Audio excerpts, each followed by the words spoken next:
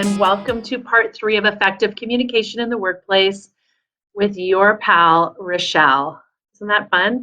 I was thinking about, we have Kelly in the wings with us today as well, and I'm Carrie, and I was thinking of how can I start with a joke today? So what do you get when you take a nurse, a yoga instructor, and a teacher and put them in one room?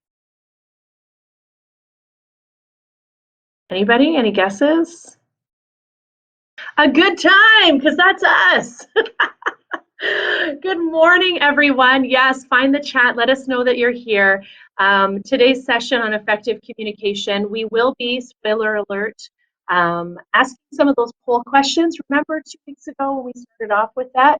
We're going to be finishing up later on. So we want to hear all of those wonderful things that you're taking away from your time with us today and over the past couple of weeks, what really stood out to you and all of those things. So we'll get to that. I also wanted to remind you of some courses that we have coming up. We'll have Kelly pop in a little bit to do that also.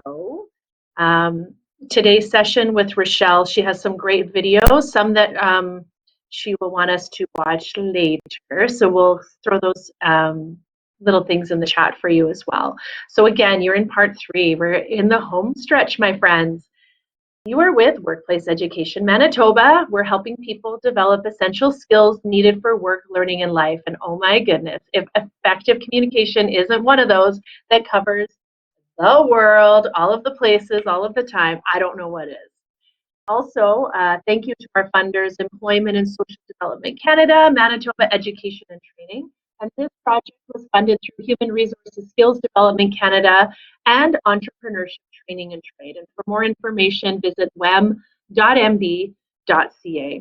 Now, our vision is to provide all Manitobans access to the essential skills, knowledge, and training required to determine and pursue their goals related to learning, the workplace, and life. Now, the essential skills, we look at them in this pyramid here. Those base ones, the blue colored ones at the bottom, are essential skills of reading, document use, numeracy, writing, and digital technology. Well, today, out of those ones, what are we working with? Digital technology, of course, and some reading, possibly some writing. Now, the second layer, our green layer, oral communication, yep, got that one. Working with others, definitely. Thinking skills, yeah, we got to think before we speak. And continuous learning. So you can see how we start to layer these essential skills and how with everything that we do in our workplace, we can tie them back to the essential skills. So great. Now, just before I pull Rochelle in, I thought it would be kind of fun to start with a fun little brain generator kind of a thing. I wanted to find out from you guys, what are some uses for a brick? How could we use a brick?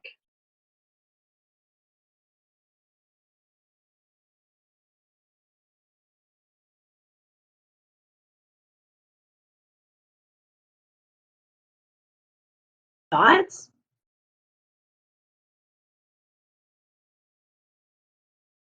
We could use it as a paperweight. Okay, good one. Thanks, Kelly. Yeah, we could paint it, do some crafting. We could build things. Anything else? Break things. That's where my mind goes, right? Elevate things. You guys are too good. You know what this is telling me? That we are in the mood for some great learning because we didn't say we could smash stuff, we could hurt someone, right? What I get from that is that we're able to see the opportunities that are around us. And so it's interesting how when we take just a thinking tool like that, that we could really look at, wow, what are all the things I could do with a brick? Now, this is kind of a fun thing.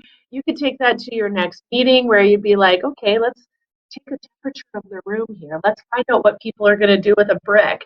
And if you're the leader, they start saying, we're going to throw it, we could smash someone's face, right? We have an idea that maybe we need some more effective communication in the workplace. So good times. Now, as you know, you've been with Rochelle for the past little while, how fantastic she is. So If we could give her a round of applause as she comes in. Rochelle is a continuous learner.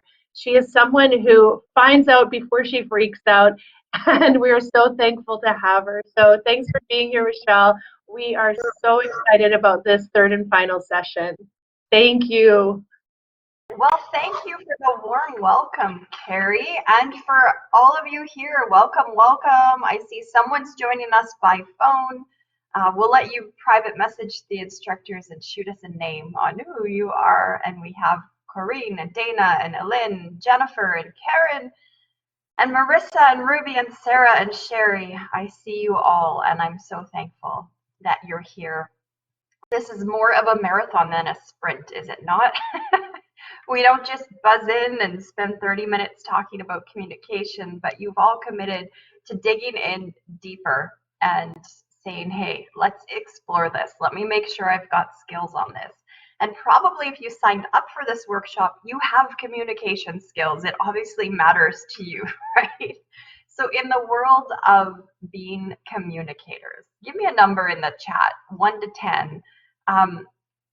Where do you think you're at in your skills? 1 to 10. So 1 is I absolutely can't stand communicating to people. I'd rather live under a rock. And 10 is I over communicate so incredibly well, I never get it wrong. So let's give ourselves a number between 1 and 10. Are you under a rock or are you killing it?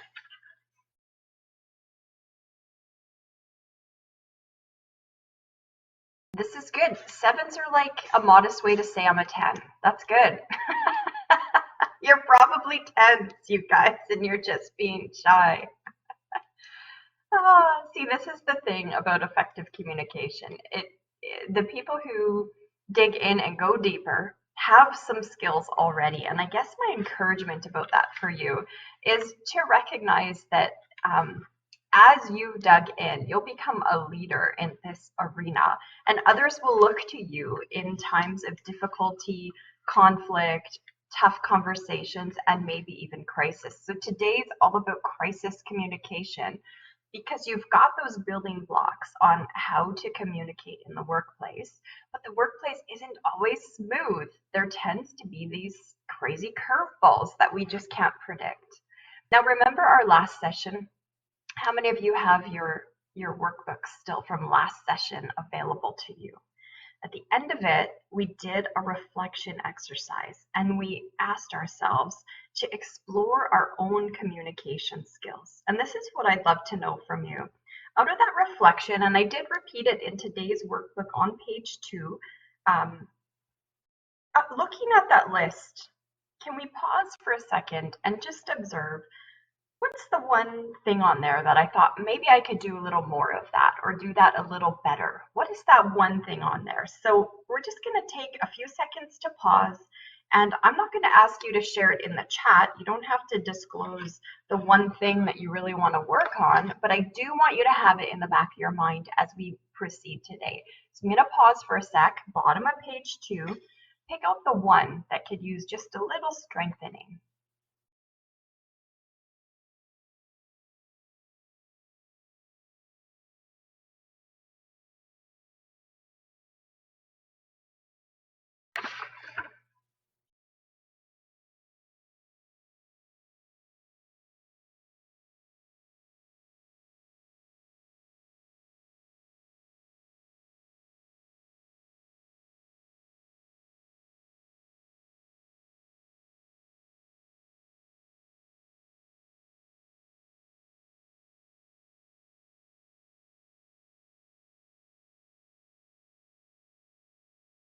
Okay, how about in the chat you give me a thumbs up, thumbs down if you feel ready. Do you have your one thing? Thumbs up. If you need more time, give me a thumbs down. There we go. Oh, I love you emoji people. You guys just kill it on here. Thank you for finding those. Okay, you're all ready. You've got your big thing you want to improve. Well, take a look on the workbook. Notice this epic quote. You never want a serious crisis to go to waste. And what I mean by that is an opportunity to do things that you think you could not do before. And so when we hear people talk about crises as opportunities and we think they're crazy, It's really referring back to this concept.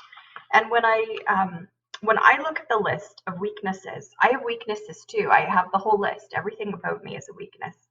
Not everything, but lots of room to grow. And the one that jumped out for me today personally is there's a comment that says, I ensure that others know when I do not understand something that they have said, and I ask clarifying questions. And very funny. I checked off I need to do that more because I somehow internalize that if I don't understand what was said, it must be my fault and I don't want to waste their time to clarify. And the reason I highlight that today is because in just regular conversations, regular communication in the workplace, that doesn't really have massive consequences. But in a crisis, that can have ridiculous consequences. If I'm afraid to ask for the clarification because I don't understand, or if I don't communicate that I don't understand, it really could be life or death, sink or swim, could be a huge deal for a company. And so my ability to be brave and let someone know that I need clarified understanding, the risk level of communication being broken might normally be here, but during a crisis, it just leaps way, way up.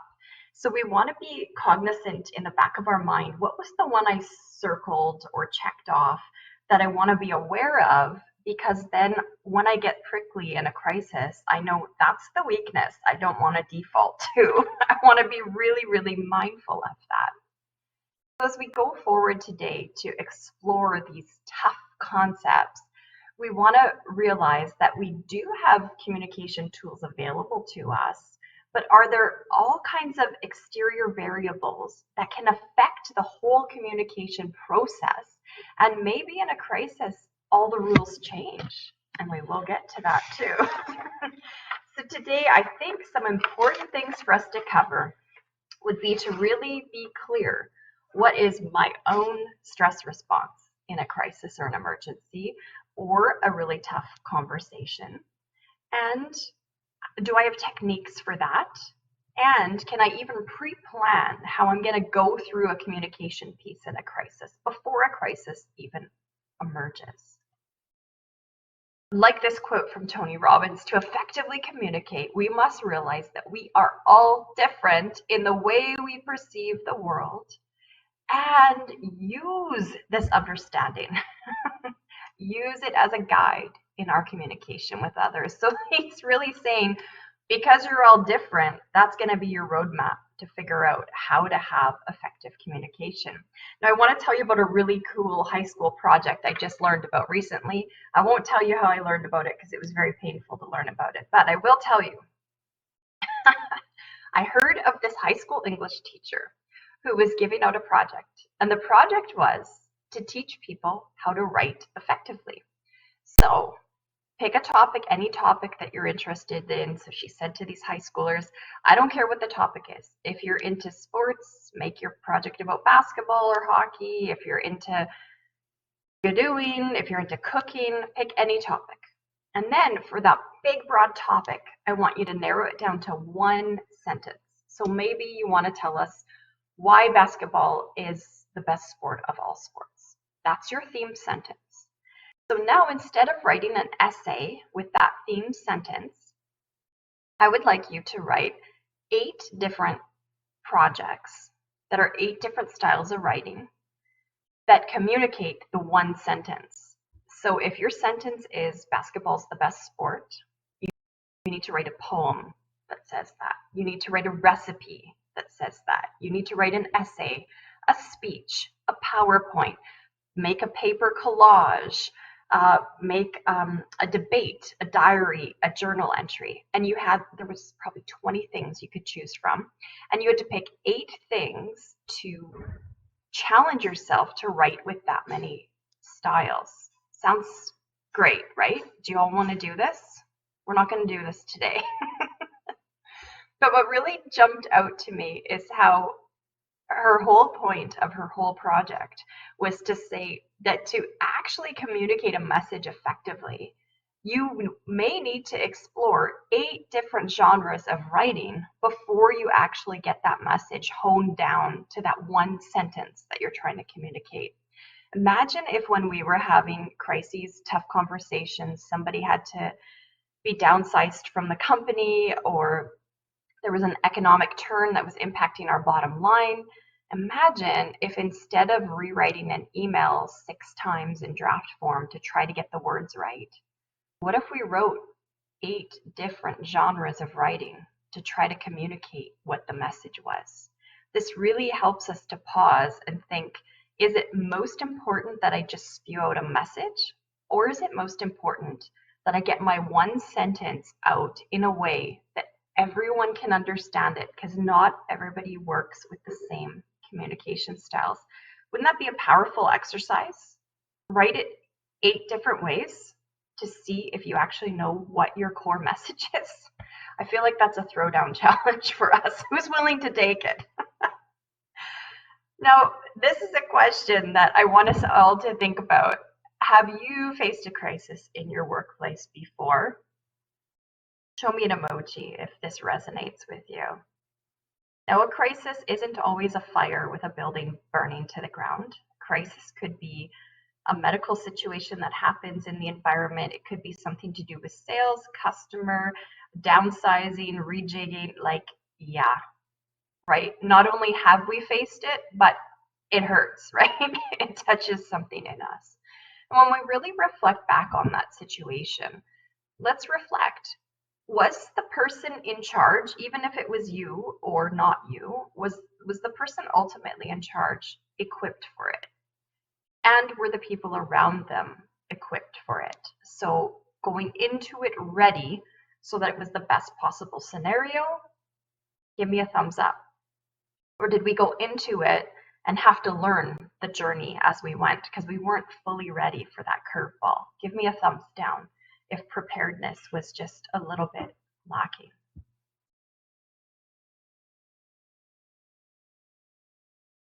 This is where the pain comes in, right? There's some tough stuff that happens when that's the case. And we can't always know how to prepare for every single crisis, and we can't always plan to stick handle the crisis itself. So what we can plan is ourselves and how we're going to communicate and how we're going to navigate through it. So that whole concept of identifying what's the little weakness I see, what's my Achilles heel that I want to be mindful of, there's a reason for that. We're going to dig into that because crisis can bring out that thing and make it really difficult. When we enter those situations, we're not coming just with the crisis at hand.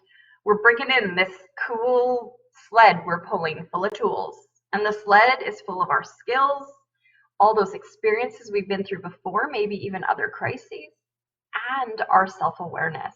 And today we really want to touch on those because this statistic's going to blow your mind. Did you know? Look at this percentage. 2/3 of managers, or look at this ratio, 2/3 of managers are uncomfortable talking with their employees. So we're saying that 75% of the managers out there have a stress response when they have to talk to their employees. This is sad. This is tragic. This is, all those managers need to sign up for effective communication because this is an actual tragedy. And why would that be? What could some of those reasons be? I want you to brainstorm for a minute.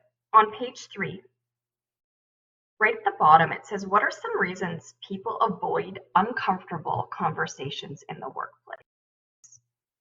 Jot some of those down, and when you're ready, pop one of your answers up into the chat and share it with us.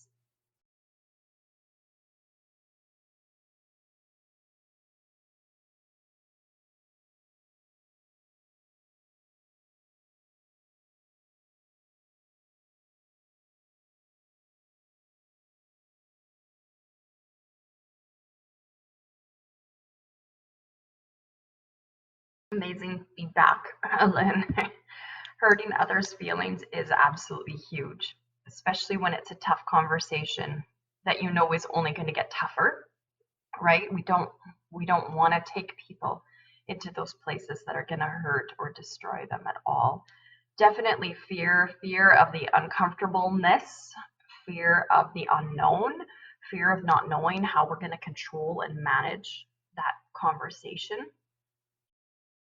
I have a private one in the chat here, someone saying, don't like or afraid of confrontation. That's true. I actually have a super, super dear friend who knows that their one thing in life is they cannot handle confrontation. They do anything they can to avoid it.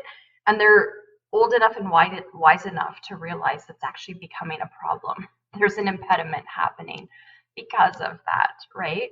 So that's very real. And afraid to be wrong. It's so true. It's so true. And none of us want to be, because it's not worth the pain of the confrontation if we think we're going to be wrong. Conflict of interest, that is so tangled up in the workplace, right? Especially when you're in a place that works with really strict boundaries on who's in what department and who can deal with what issues. That can be really huge. And that other person's reactions and confidence, it's so true. And it's so real. The things you all have shared are very real for people who actually care about effective communication because you understood by now that communication really is a two-way street. So it's not important for you to just only give the message. You also want to make sure the other person is receiving it in a way that is productive, right? So these feedback pieces show us how you're all mindful of that it is a two-way street, and you're not thinking only of some of the uncomfortable factor that makes people shy away, makes those 2/3 of managers feel uncomfortable, but you're aware that a conversation's always just a little bit bigger than yourself.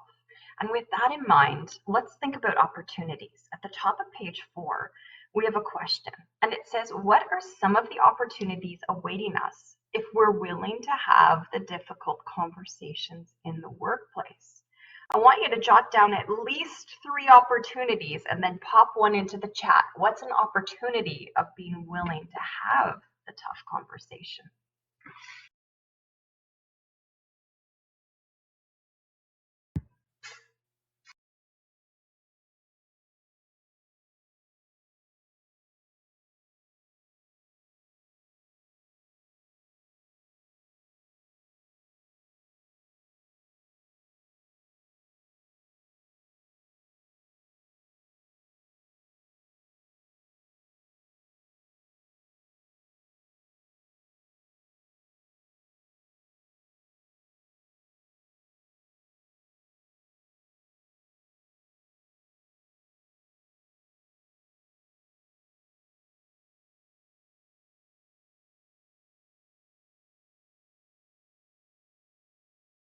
Amazing feedback here. Just picking up on this, Karen, absolutely right. You grow, right?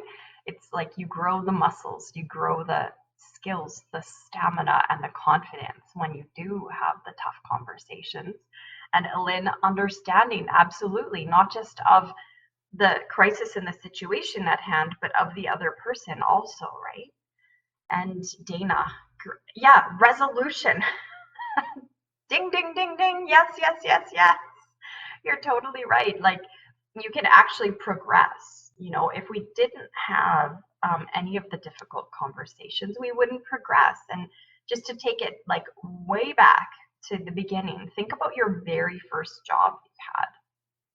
You probably had an entry-level job where so many things were new to you. And so in the environments you were in, you had to figure out the interpersonal relationships, you had to figure out the pecking order of who was really in charge on each shift and what to do.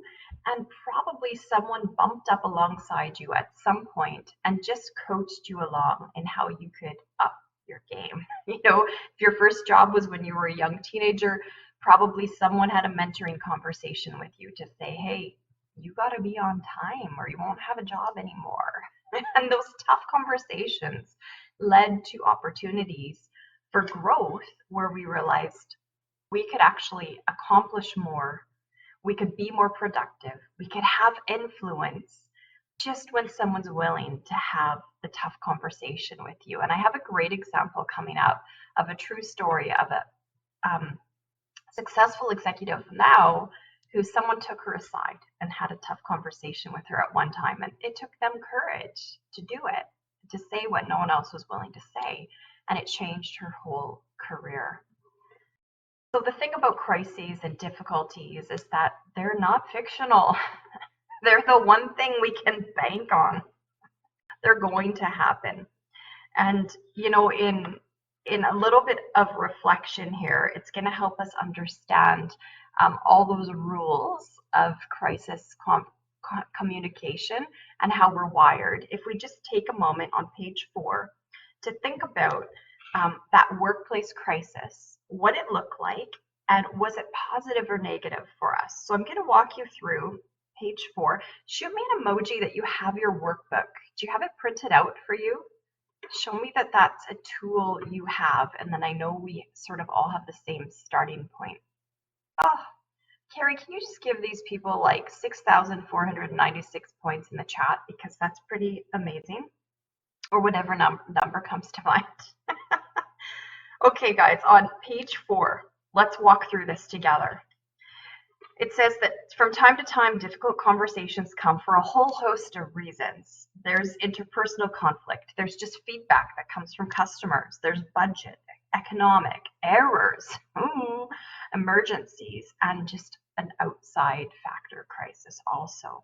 So the big question is, have you been in a workplace that experienced the crisis? Jot down yes or no. The answer should be yes, and if it's no, I just want you to coach me privately so that I can find out how you always avoided it. And then overall, was that a positive or a negative experience for you? I know positive because we all take away a nugget from it, but think about it while it was happening. Was that a positive or a negative? And here's where I want you to go just a little bit deeper. We're going to take a moment and you jot down on the bottom of page 4 there, describe briefly the situation and whether communication skills by those involved helped or hindered the crisis. Even better if you can think of an example as to why it did help or hinder. So I'm going to give you a second to write a sentence or two about that.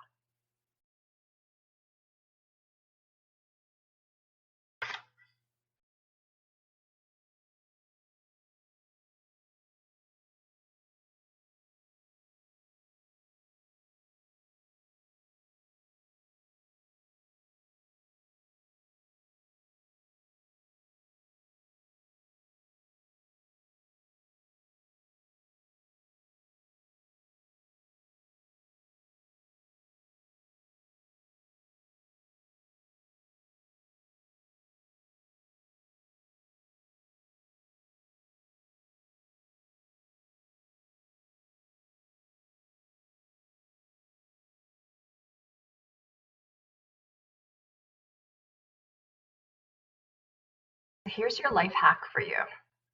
Some of you might be really far away from that situation that happened, and you might be really far away from the person. Maybe you don't work with them anymore, or maybe they were so far out of your department they don't even know you exist. But some of you might still be connected to that workplace, the person, or the situation, or are executing new policies that have been developed out of that circumstance. When we're able to step back, evaluate what worked and didn't work about the communication itself, not the crisis, just the communication during the crisis, going back to work through it with that manager, teammate, whatever, and saying, this is what I learned out of that. This is what I think I could do differently. This is what I think our team could improve on.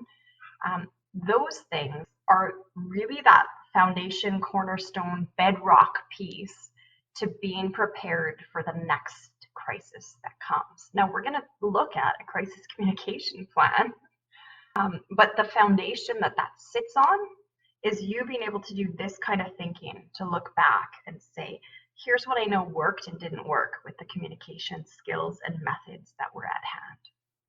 One of the realities in the workplace is we're all different, right? And so we don't only reflect on a crisis and learn from it in different ways, but we actually enter it completely differently. So being mindful of where we're at is kind of the starting point that's required for success in communication during challenging times.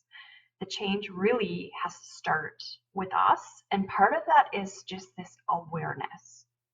Now, here's the thing. Do you know the answer to this? How does your brain work under stress? I don't mean the brain. How does your brain in Kelly's head, in Dana's head, how does your brain operate under stress? Well, let's take a little glimpse at what happens with a human brain, and then you might recognize some of the ways that your own brain has found a stress response to when difficulty arises. Here's just a glamorous picture of the brain. I wish the brain could be a prettier looking organ, but as amazing as it is, beauty just was not a part of it. It's just got to be amazing on its own. When we look at the left of this slide, we can see a brain that is not stressed. And so this whole forward part of the brain up here, the prefrontal cortex, this is the part of the brain that makes good decisions. It's also the part of the brain that's undeveloped in children until they're in their early 20s. So when we wonder why teenagers and young adults struggle with good decision making, it's because that part still hasn't finished growing yet. I keep reminding myself of this. Yeah, it's not pretty like the liver, is it? The brain is so complex. Well, that prefrontal cortex, you're relying on it all day long. And in an unstressed situation, he's the boss. And he makes good decisions. He has a reign and control over thoughts, emotions, and actions. And it's also the part that knows about consequences. So that part of the brain's functioning really well and saying, if I do this, then that's going to happen. So I better make a choice like this so that this other thing doesn't happen. That's all it can in control in an unstressed brain. Well, let's look at the brain on the right. Different story. Suddenly the prefrontal cortex is not lit up and it's not the boss. There's this little part called the amygdala, and suddenly it starts pumping out hormones that are changing responses and changing patterns of thinking. And so what ends up happening is that prefrontal cortex boss that makes good decisions and has good control of thoughts, emotions, and actions, he takes a little bit of a backseat and can possibly be subject to weaker control of thoughts, emotions, and actions. Now, this isn't a death sentence. It doesn't always have to go bad. Just because your brain gets stressed doesn't mean that you can't overcome that. It means you have to know some things and be equipped before the stress comes so that when it comes, we have a different kind of response to it. Now, if you look in your workbook on page 5, there's this great chart that goes through what really happens in those sections of the brain. And you can see that in that whole realm of the amygdala going into overdrive, it pumps up anxiety, it makes fear appear a lot faster, it starts lighting up all these neurons, and what goes down are dopamine, the good, happy feeling. That starts depleting as that happens. So you can see that on all these sections of the brain on that chart, we're losing function. We have neurons that are, it's calling them dead. And it's reorganizing our thinking into a fuzzy or less productive way. So we could experience a response in our physical bodies to stress that's a little more than just thinking and whether we're thinking happy thoughts or not. Maybe there's a whole host of other variables going on that we have to learn about with our own brain. Now, Carrie's going to pop into the chat for us a little link you can take. There's a short YouTube video, I think it's 2-3 minutes long. And this girl actually has a pleasant speaking voice. So she just talks about the amygdala hijack and basically how when the stress is happening and coming at us, it's not the same thing as making decisions outside of stress. That something in our brain is warring and saying, alert, alert, alert, there's danger. And because there's danger, I want to get you to react. And so maybe you have to react really quickly without thinking, without analyzing, because it's a huge, huge danger. But not all crises are like that. So we get to practice how to recognize what's our stress response, what happens in the chemical makeup of my own brain that impact where I go through this crisis. So give yourself a little survey. On page 6, I want you to circle one of these. What do you think your own stress response is typically? When your amygdala starts going off, does your stress response tell you, fight it out? You face that, you fight it, you fight for your life, you fight to the death. Or is your stress response, and we're all just wired differently. This is just an amazing nature thing that you're just created differently. So is your response then flight? Run, get away, avoid confrontation, get out of jam, get out of dodge, let's go. Or in some, it's also been identified as freeze. Now, there's a number of ways you can assess, really, is it fight, flight, or freeze? What is my thing? And typically, you'll have the same response, whether that's a personal stress or a workplace stress. You'll typically have the same type of response that comes out naturally to you. But to help you really get that right, we want to do a quiz. So we're going to pop into the chat a link. I want you to take that link. It only takes a minute to go through and do this. And then when you're done the quiz, you just come back into this tab and we are going to look at which one we are, okay? So who doesn't love a good quiz? Quiz time. Let's make quizzes great. So here we go. It's coming up and we're going to just pop it in and let's grab that.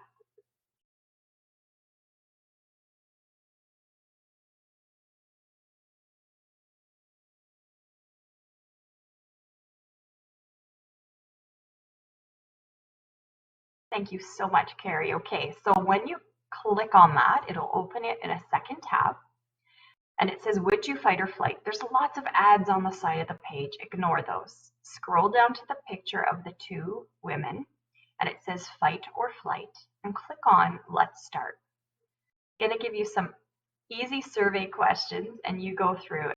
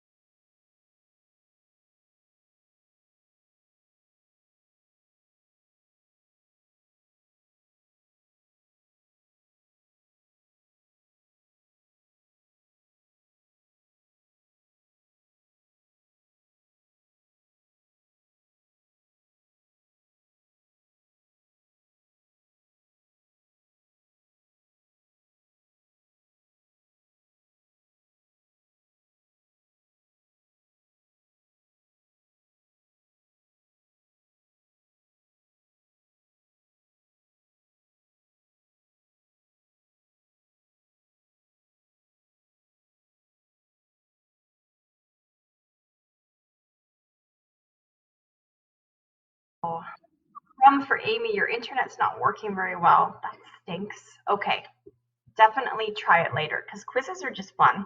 And it's about yourself. And I know everybody likes talking about themselves. So do the quiz later. And what you should find is that the results of that quiz line up closely to what you circled about yourself, whether you're fight, flight, or freeze. Now, the reason this is so important is because we are going to have a stress reaction to a conflict in the workplace. And so is the person who works next to us, and so is the person who works next to them. And there's a potential that we're all going to have a different response. So the fight person is going to call the team to do something, and the flight person is going to say, no, no, no, that's not how we're going to handle this. I think not. So this idea of the self-awareness really does impact communication because you unknowingly impose ground rules on people based on what stress responses you're having in a crisis. Yay, and Amy, what did it say? I feel like I have a guess about you, so I'd love to know. If anyone wants to share the chat, share what yours is. Are you a fight, flight, or freeze? I don't think I'm a fight, but it says I'm a fight, and I think it's probably true. The all-nighter one is the one that got me. Freezing. Oh man, I'm freezing today outside, I tell you. Car wouldn't start. But yeah, freeze. Lots of freezers and some fighters. Oh, you guys are great. Like we could be a great team because we would balance each other out, right? We would pause and think about it before we entered the fight. Let's make a team. We're a great team already. So knowing what your responses is so key. And if you have a close enough relationship with your coworkers, find out what they are. Because then you know the moment that emergency phone call comes in, you know what everybody's amygdalas are doing. And they have to go through their own brain adaptation and control exercises to get to the same place to tackle the project together. So I want to give you some hacks.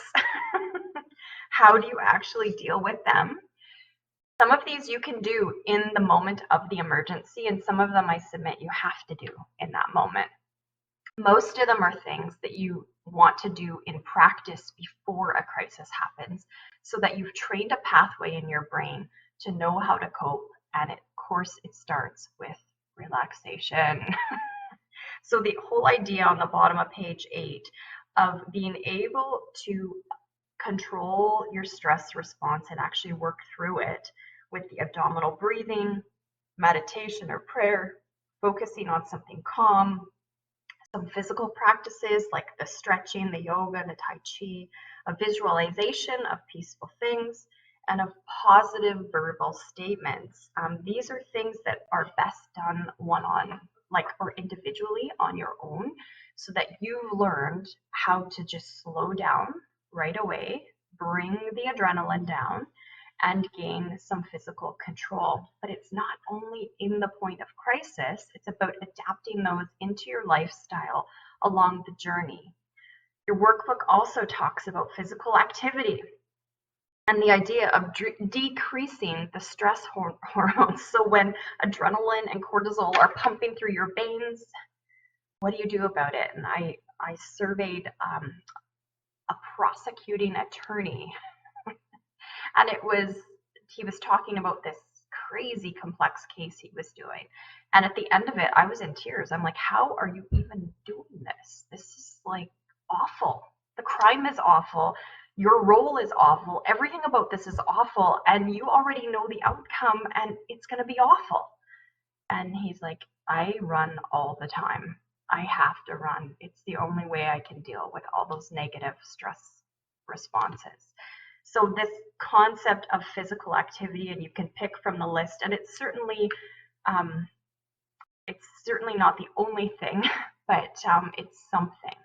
And then, of course, the idea of social support and looking at who is around me that helps nurture healthy relationships so that I can minimize the physiological and psychological reactions to threats or even perceived threats. And these may change in our career, right? It might start with your mom always being the one hearing, and it moves on from there as you develop more relationships. So you will have an opportunity after we finish to look at your own history and determine, how did this work for me and what did I take away from it? Because at the end of the day, we'd rather be prepared than try to fix it all later, right? And Carrie, absolutely. Knowing what you can handle and knowing what is best for your body is a journey. It's definitely a learning journey. And this is an important one for me, also recognizing what are actually my things to control and influence. I maybe don't have to save the whole world. Maybe I can just save my desk. So what's in my realm of influence? So finding out how I can communicate effectively in a crisis, this is mapped out for you on page 10, and I don't want you to miss number 1, because the stuff it talks about in the self-mastery, there's a whole page on it that I want you to reflect on afterwards. There's the concept of how do I get in control of my own body, will, emotions, mouth? How do I get in control of all that in the heat of the moment? And then how do I prepare for crisis? What rhythms and routines can I do in preparation? We can't do that together. You have to do that self part as yourself. But we can plan strategies for communication. And these are all outlined for you. So I did not plan to camp out on them on all the slides, because you do have them that you can reference back to easily. I want to encourage you to think about, you cannot possibly over communicate in a crisis. So the once a week email or the once a month newsletter, not enough in a crisis. Love this quote. Write this quote down. Be sincere, be brief, and be seated. And if I could echo the sentiments of a president who took his nation through World War II, I might want to add and repeat, because really in crisis communication, we have to do it more frequently. Accommodation of others, remembering what are they experiencing and going through, and maybe their stress response is different than ours. And what are they afraid of? As we go through this crisis, are they the one that caused the chemical leak? Are they scared they're going to get fired? Because that's all they can see in the crisis. So maybe I need to identify whether they're going to be employed or not in order for us to have an effective conversation. And what's going to work? Maybe email's not going to work in a crisis communication. Maybe it is. But let's actually evaluate what's the proper medium to have the conversation. And then let's plan what, while we're in the crisis, what are people going to need to know a day, a week, a month, a year from now, and 5 years from now? How are we going to control the messaging looking ahead? Because I know who these people are. I know what makes them tick. I know what makes them afraid. I know what kind of value they want out of their job. And because I know them, I know their stress responses. We know how to work effectively together. So the challenge for you is to recognize that the fire isn't always bad. The crisis isn't always bad. We don't just have to run from it. This is actually where amazing things are honed. And here's an example of fire. This is the lady I was talking to you about. Successful executive now. But in her own words, she said, many years ago, I used to show up 5 minutes late everywhere I went, because I just thought everybody had a 5-minute margin. Someone pulled her aside and said, hey, part of the image you're projecting to people is that you're always late. Don't let that get in the way of your message. Lou Solomon took that to heart, and she's always consistently been 10 minutes early, a minimum, ever since then. So that tough communication piece that we can have with people can actually be the thing that can set their career on fire and change the trajectory of their own success. And there's a whole list of do's and don'ts in your workbook, but I don't like talking about don'ts. They're so negative. I'd rather talk about the do's. So you study the don'ts on your own. And the do's of getting through a communication crisis well is planning in advance. I love this quote. The time to repair the roof is when the sun is shining. Thank you, JFK. I learned this about my Christmas lights. The time to put Christmas lights up is when the weather is nice. It's so true to work ahead and plan before the crisis, right? And so I have this amazing tool for you. I didn't write it, but the credit is in there to Presley.com. They actually have a crisis communication template that you can download for free and customize it for your workplace. It's an Excel spreadsheet that you can change all the wording in. But what it does is it helps you make up a plan for your own department or team and take this to your leadership.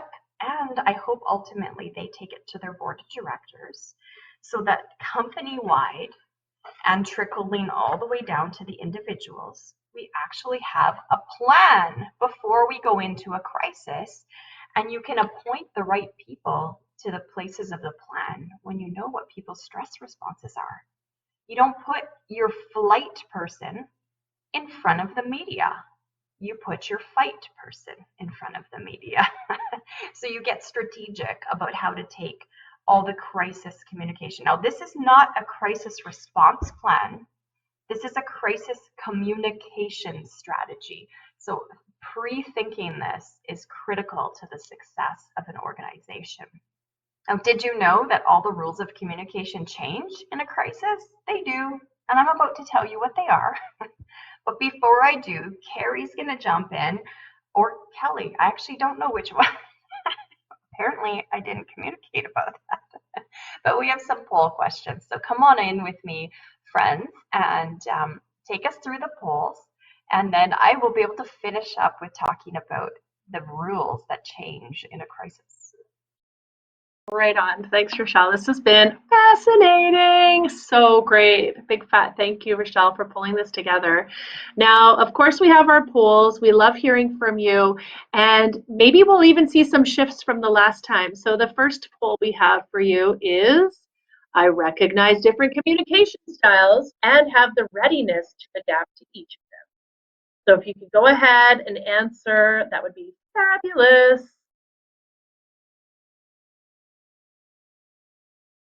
Hmm.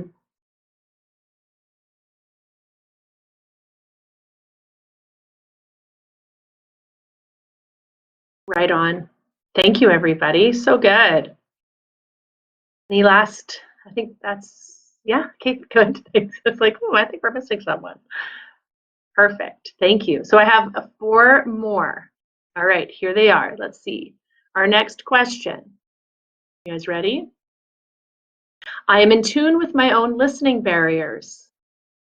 Depends the situation. No, I'm just joking. My proficiency and confidence I would rate as dun, da, da, da.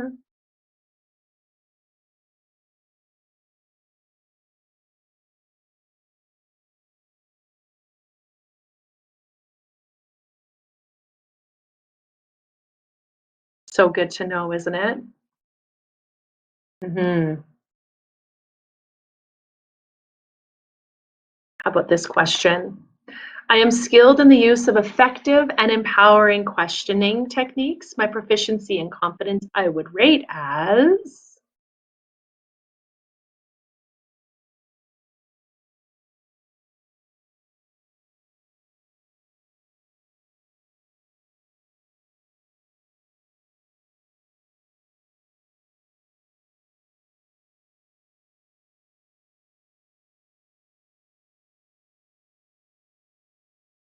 excellent. Thanks, friends. Couple more.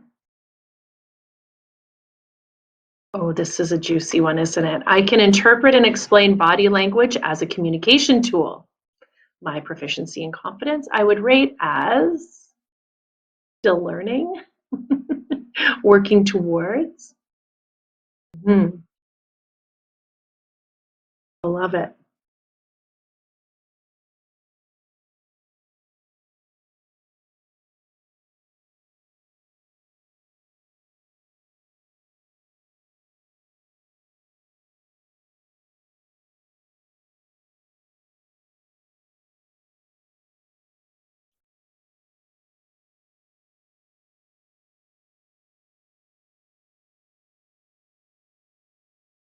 Okay, and our last question, I did my math correctly, yes.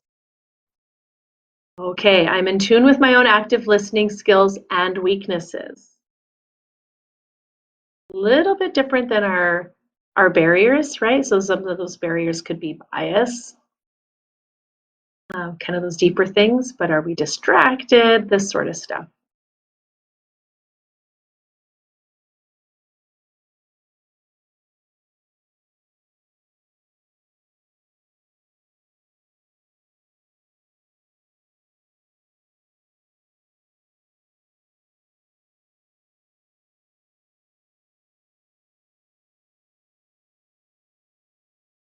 Okay. We have one more. I'm by myself, so I can touch my face, guys. I don't think a year ago we would have said that. All right. Well, thank you everybody for this. I appreciate it. As you may or may not know, this is how we like to assess how things are going. So if there's any other comments or thoughts, feel free to pop them into the chat or private message us. We're always thankful for your feedback. It really helps. Thank you. And further to that, I just want to add, you will notice in the chat area at the bottom, there's a place where you could send a message to an individual. So you could choose to send to Workplace Education Manitoba or to Kelly Halleck. So just where it says send to all, click that little drop down arrow and you'll see those two names. And if you could just send one of them a message about the content, you don't have to worry about hurting my feelings. Then you can send it to them and say, this is what I learned, or here's my takeaway, here's the jewel, or here's what I don't like about, you know, whatever. I can't think of what it is. But if you could take it a step further and communicate with them privately in the chat, that certainly helps them in the feedback on the content and its delivery. So here's the thing. Sometimes when we're in a crisis, we don't know that a company's in a crisis. Sometimes the leader knows before anyone else knows. They can see the iceberg and we don't know. Or when we're in it, they may not stop and unpack it, right? They may not stop and explain to you, we just shifted here, or the word of 2020, I'm not, we have to pivot, right? So no one's going to tell you the rules because they probably don't know what they are. So I'm going to tell you how some of them change so that you can use your own perceptions to catch on to what's happening in the world around you.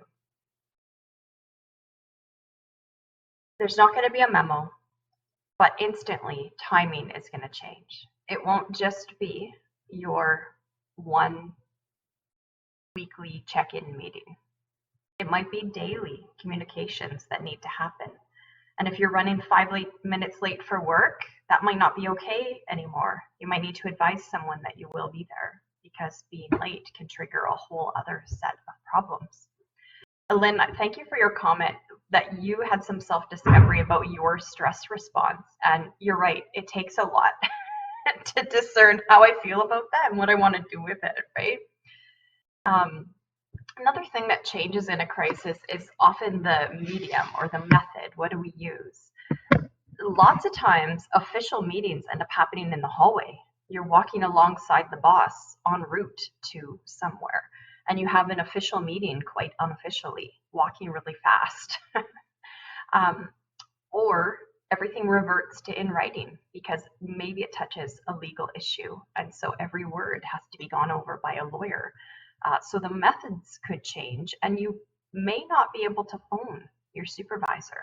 They might not answer the phone for a time because of what they are swamped with. So recognizing that the right methods on how to get a hold of someone could also change in a crisis. You may not be able to reach as many influencers as you normally can reach. Maybe you normally talk to your boss and their boss and the boss of another department and the boss's boss's boss. And yet, during a crisis, chain of command becomes very, very important. All of a sudden, you no longer are just chatting with everyone freely, but you are subject to a new person to report to or a limited person to report to.